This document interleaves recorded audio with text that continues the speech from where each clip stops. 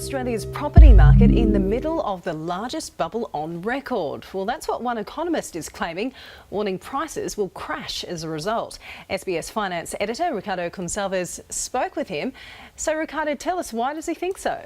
Well, Janice, you've got to remember that a handful of experts have been calling or predicting a house price crash for more than 50 years. And guess what?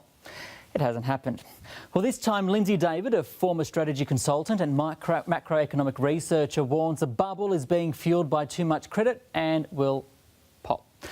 Some have criticised his report as scaremongering. It may look picture perfect, but some say Australia's property market is sailing into uncharted territory. When credit-fuelled housing bubbles burst, they are the economic equivalent of an atomic bomb. Lindsay David says it's inevitable because we're being allowed to borrow too much money. The amount of household debt this country has relative to the size of the economy continues to inflate to make us the largest, the most indebted nation of households in the world.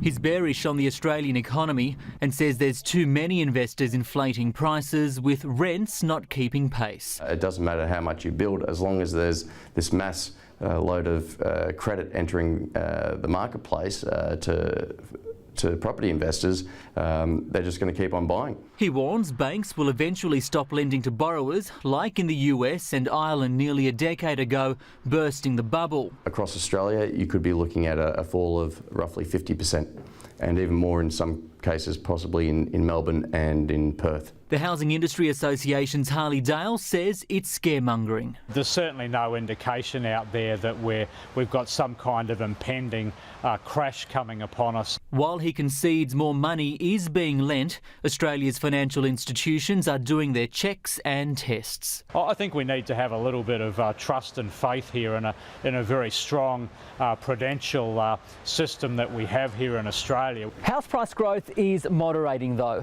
The Bureau of Statistics said today average capital city house prices grew by 1.6% in the March quarter.